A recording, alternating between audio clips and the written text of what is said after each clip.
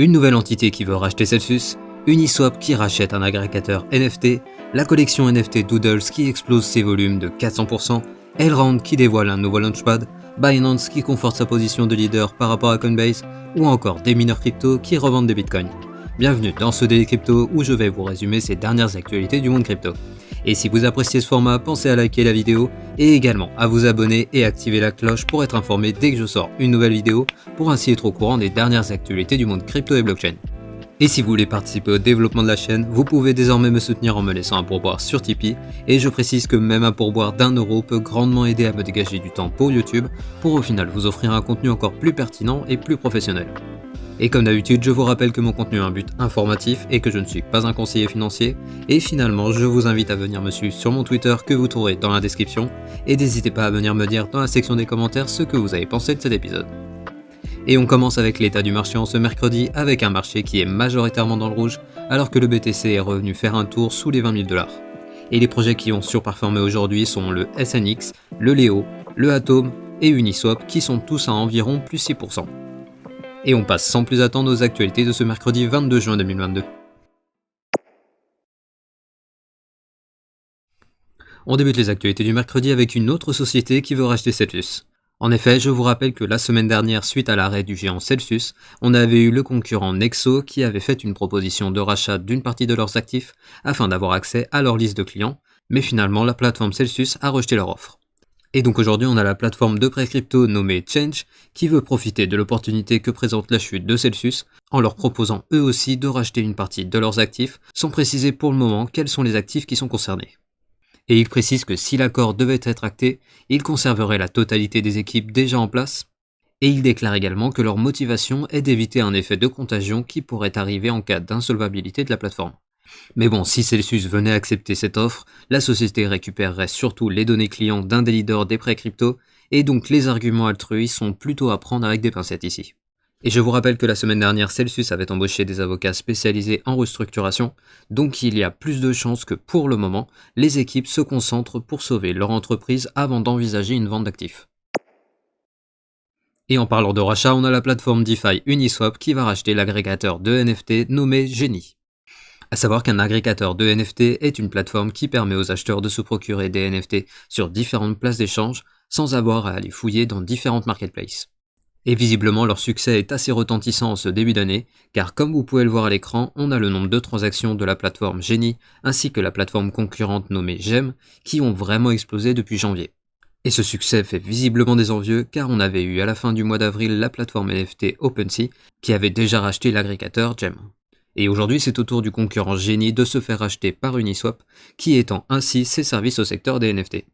Et pour signer leur entrée dans ce secteur, Uniswap a déclaré que toutes les personnes ayant utilisé la plateforme plus d'une fois avant le 15 avril 2022 recevra un airdrop du SDC. Bref, vous l'avez compris, ces agrégateurs ont clairement le potentiel pour capter une partie des parts de marché des NFT. Et on reste dans le secteur NFT avec La Poste qui vient de lancer une série de NFT sur Binance. En effet, on le savait depuis une semaine, mais désormais la collection de NFT de La Poste est disponible sur la plateforme NFT de Binance. Et comme vous pouvez le voir à l'écran, la série de NFT représente des portraits de personnes croisées par les facteurs durant leur tournée, et la collection de 4000 portraits est également visible dans une exposition virtuelle réalisée par Yann Arthus Bertrand, un photographe français.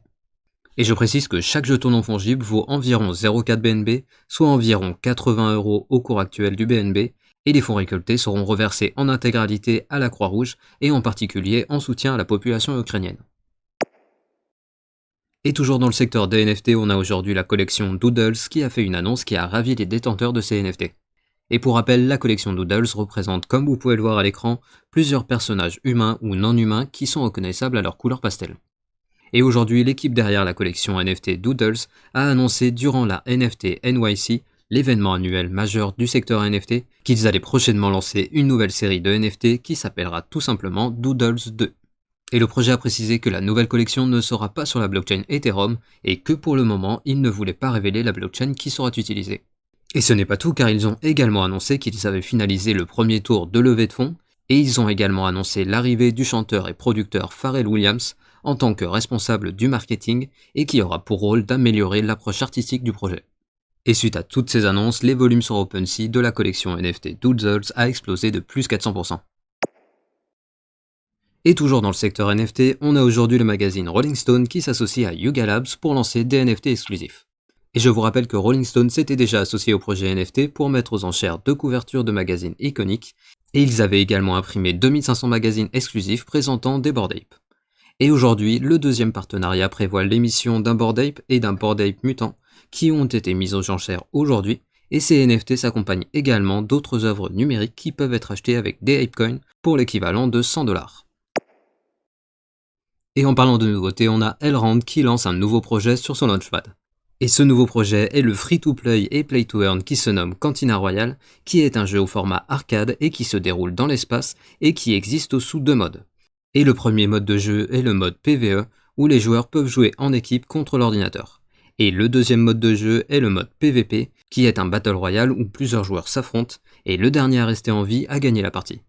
Et ce jeu sera jouable grâce à des personnages qui ressemblent à des singes qui seront bien sûr au format NFT, et il semblerait que les équipes ont prévu un mode free-to-play qui permettra donc de jouer au jeu sans avoir à acheter les NFT.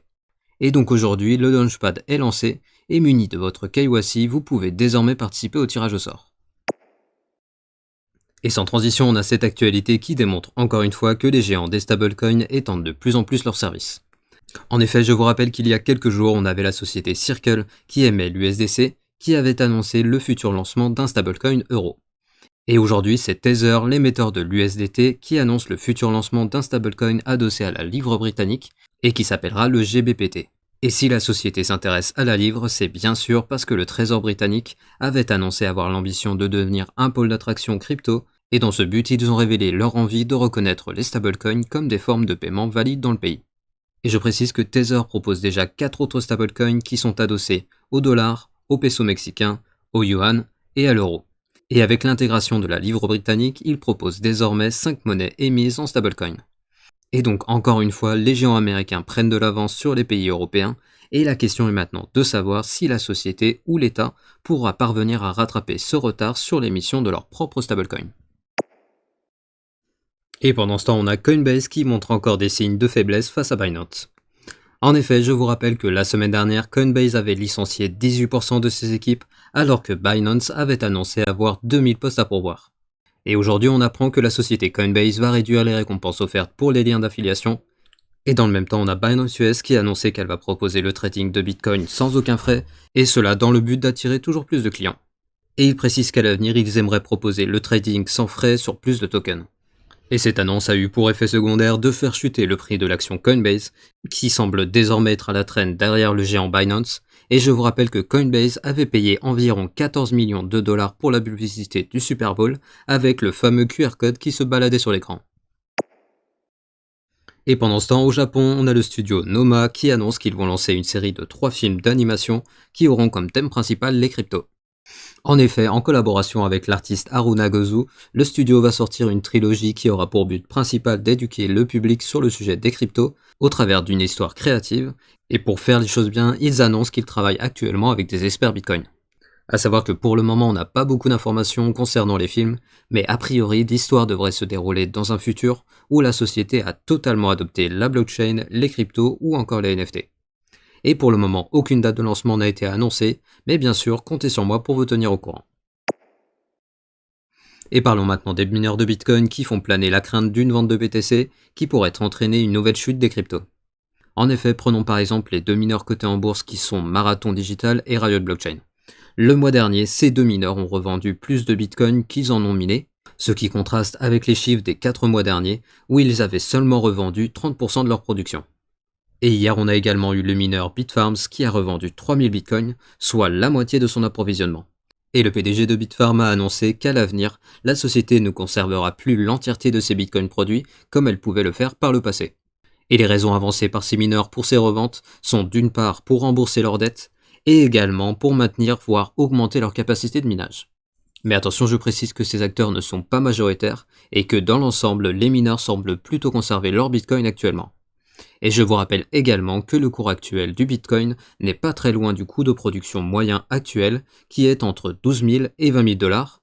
Donc en revendant à ces prix, les mineurs sont peu rentables et cela pourrait potentiellement nous indiquer que si les mineurs vendent, il y a peu de chances qu'ils revendent de grosses quantités de Bitcoin. Bref, vous l'avez compris, il faut bien sûr rester prudent, mais il ne faut également pas céder à la panique quand on a quelques mineurs qui revendent des bitcoins. Et on finit les actualités du mercredi avec le flash du jour.